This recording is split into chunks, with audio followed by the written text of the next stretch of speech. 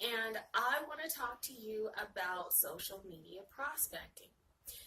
A very important thing to do is to know who you're talking to. People appreciate that, and then it really helps you out as well. So what I would suggest that you do is before you actually send a text message or respond to someone, make sure you check out their profile.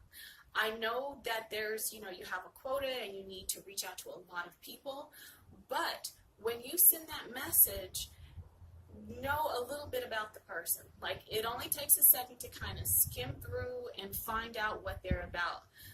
Like what they're into, what their profession is, how many children they have, where they live, those type of things. Because when you're in a conversation with them, and even a text conversation, it can flow really easy because you can find out what you have in common with them, and it just helps you be more authentic and to share. Oh, the phone started ringing. I'll just shut that down. So that's pretty much what I have to share with you. Take your business seriously. Even though you're just prospecting using social media, it's serious. And when you're doing it for business, you want to be as professional as possible. You want to be thorough and knowledgeable. And you want to make the right impression.